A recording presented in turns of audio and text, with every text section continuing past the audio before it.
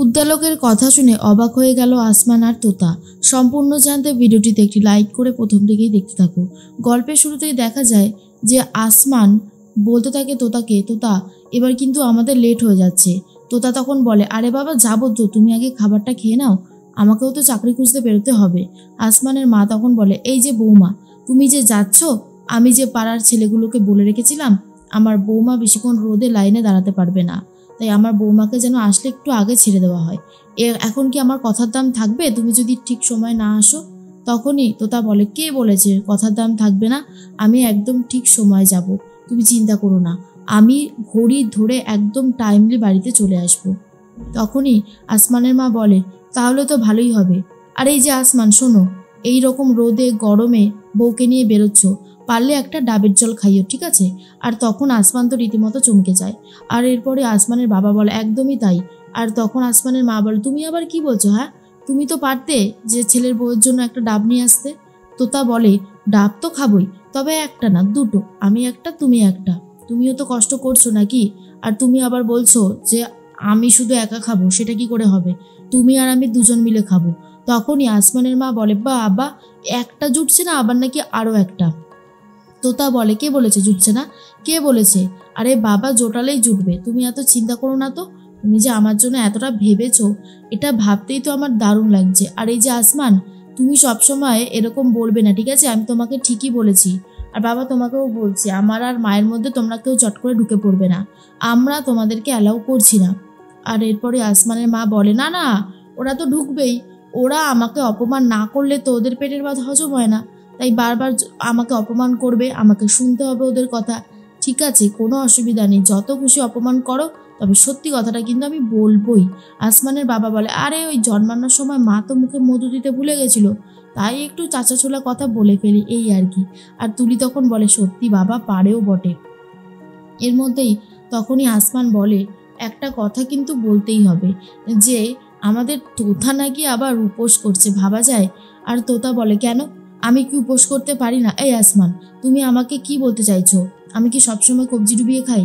আসমান তখন বলে, না না, তুমি কবজি ডুবিয়ে খাও আমি কি সেটা একবারও বলেছি?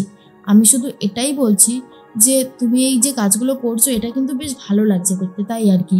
এরপর আসমানের জন্য খাবার চলে আসে, আর আসমান খাবারটা তাড়াতাড়ি খেতে শুরু করে, কারণ আজকে ইউনিভার্সিটিতে যাবে। আর অন্যদিকে দেখা যায় কোজাগরির হোটেলে একটা লোকও আসেনি খাবার খেতে। 4টে প্রায় বাজতে গেল, তখনই কাকাবাবু বলে, হ্যাঁ রে কোজাগরি, আজ আর মনে হচ্ছে কেউ আসবে না, জানিস তো?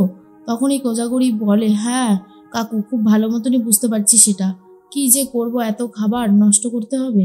কাকাবাবু বলে, সেটাই তো, আমি এতদিন ধরে আসছি, কোনোদিনও দেখিনি এরকম ফাঁকা যাচ্ছে, আজকে দেখেই তো আমার একটু অবাক লাগছে।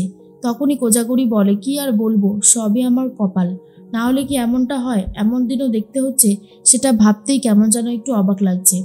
হোটেল যতদিন খুলেছি ততদিন কাস্টমারদের ভিড় উপচে পড়েছে, আর আজকে একটাও কাস্টমার নেই, এটা মেনে নিতে আমারও একটু প্রবলেম হচ্ছে গো কাকু, তোমাকে আর কি বলবো। কাকু তখন বলে, তাহলে কি হবে? কোজাগরি বলে, কি আর হবে, আমার কপাল তো আর নিতে পারবে না। এরপর কাকাবাবু বলে, আমি উদ্দালকের কথা ভাবছি শুধু, যে মানুষটা কি করে এতটা বদলে যেতে পারে, যে সবসময় নারী শক্তির কথা বলে, নারীদের জয় জয়কার বলে, আর সেই আজকে একটা নারীর দোকান খোলাটাকে কোনোভাবে মেনে নিতে পারছে না। এটা আবার কেমন কথা, তাই না? কোজাগরি বলে, ও কাকু তুমি এ সমস্ত ছাড়ো তো, এ সমস্ত নিয়ে যত ভাববে তত আরো বেশি করে খারাপ লাগবে, তাই বলছি এগুলো নিয়ে ভেবো না, আমি তো আছি, আমি সবটা সামনে নিতে পারবো। ভগবান সেই ক্ষমতা আমাকে দিয়েছে, দুটো হাত দুটো পা যখন ভালোভাবেই পাঠিয়েছে, তখন আমি কর্ম করে খেতে পারবো। এদিকে তোতা চলে এসেছে আসমানের কাছে, আসমানের মুখ দেখে বুঝতে পারে কিছু একটা হয়েছে। তোতা বলে, কি হয়েছে গো, তোমার চোখ মুখ এমন লাগছে কেন, সব ঠিক আছে তো? আসমান বলে, কি করে ঠিক থাকবে, তোমার বাবা যেখানে রয়েছে আর আমাকে সেখানে কি আর চান্স দেওয়া হবে? আমি জানি না এরপরে কি করব, তবে সত্যিটা তো সত্যি মেনে নিতেই হবে। তোতা বলে, আরে কি হয়েছে, তুমি তো কিছু বলছোই না, ফর্সা করে বলো কি হয়েছে, তাহলে বুঝতে সুবিধা হবে। আর তখনই আসমান বলে, চাকরিটা চলে গেছে, সেটাই হচ্ছে কথা। তোতা বলে, এটা তো তুমি জানতেই চলে যাবে, ওরা কি ডিরেক্টলি তোমাকে বললো? আর তখন আসমান বলে, ডিরেক্টলি বলতে ওরা বলেছিল আর তো কন্ট্রাক্ট পেপারে 1 মাস আছে, আর 1 মাস কন্টিনিউ করতে, তারপরে ওটা রিনিউ হবে না। তো আমি বললাম যে 1 মাস কেন, আমি আর ওটা একদিনও করতে চাই না, আমি আজকে থেকেই চলে যাচ্ছি। তোতা বলে, ভালোই হয়েছে তুমি ছেড়ে দিয়েছো, কারণ এই একটা মাস অনেকটাই সময় হয়তো তুমি ইনকাম করতে, কিন্তু তারপরে তো আর কোনো খবর নেই। তার থেকে বরং তুমি এখন থেকেই চাকরি আবার খোঁজা শুরু করো, একটা না একটা কিছু পেয়ে যাবেই। তোমার যা ট্যালেন্ট আছে পাওয়ার তো কথাই। তো তার কথা শুনে রীতিমতো হাসতে থাকে আসমান আর বলে, কি যে বলো, চাকরি পাওয়া কি আর অত সোজা নাকি? তাই তোতা বলে, হ্যাঁ সোজা, তুমি চাইলে সব কিছু করতে পারো, আমি জানি তোমার মধ্যে সেই দক্ষতা আমি দেখেছি। আর তুমি বাড়ি চলো, এখানে থেকে আর কি বা হবে? আসমান বলে, বাড়ি তো যাবোই, ভাবছি যে মায়ের সামনে গিয়ে কি করে দাঁড়াবো, কারণ মা তো আবারও বকবক করা শুরু করবে। তোতা বলে, তুমি তোমার মাকে এখনো চিনেই উঠতে পারোনি, সে তোমাদেরকে খুব ভালোবাসে। কিন্তু তুমি ওই যে চাচাছোলা কথা বলতে শুরু করো, একটু রসকস নিয়েও তো কথা বলতে পারো নাকি? আসমান তখন বলে, আসলে রসকস নিয়ে তো কোনোদিনও কথা বলিনি, রসকস নিয়ে কথা বললে আমার এই বিরাট পরিবর্তনটা কি ওরা মেনে নিতে পারবে? তার থেকে বরং এভাবে যেভাবে বলে আসছি সেটাই থাক। তোতা বলে, কি যে বলো না, মানুষ কি বদলায় না জীবনে? কত মানুষই তো সিচুয়েশনে বদলে যায়, ভালোর জন্য বদলাও, সেটা তো দেখতেও ভালো লাগবে। আসমান বলে, আচ্ছা তোতা, তুমি মেনে নিতে পারছো তোমার একটা বেকার স্বামী রয়েছে? তখন তোতা বলে, কে বলেছে তুমি বেকার? আরে বাবা, তুমি আজকে জব পাওনি বলে কি সারা জীবনে তুমি এরকম বেকারই থেকে যাবে? সেটা কি হয় কখনো? আরে তুমি তো চাকরির চেষ্টা করবেই। আর এটা তো জানা কথা, মানুষের জীবনে আপ ডাউন লেগেই থাকে, সবসময় যে স্মুথ চলবে তেমনটা তো নয়। আমি ঠিক সামনে নিতে পারবো, আর আমিও তো চাকরির খোঁজ করছি, একটা না একটা পেয়েই যাব, তুমি অত ভেবো না তো।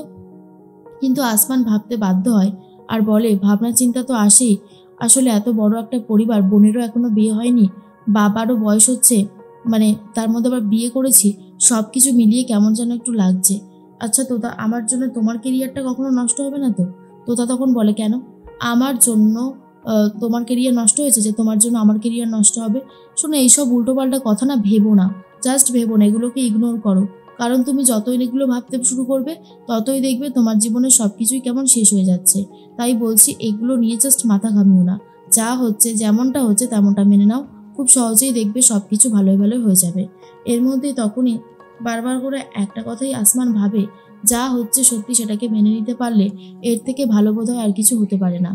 তোতা তখন বলে, আসমান, তুমি যাই করো না কেন, সব সময় সত্যের পথে থাকবে, দেখবে সব কিছু ভালো হবে। অন্যদিকে আসমানের বাবা আর মা বসে রয়েছে আর বলে, এখনও তো আসলো না ছেলে মেয়ে দুটো, আর কত লেট করবে কে জানে। তুলি তখন বলে, আচ্ছা বাবা, তুমি এই মাকে দেখে চিনতে পারো? এই মাকে কিন্তু আবিষ্কার করেছে স্বয়ং তোতা নিজে।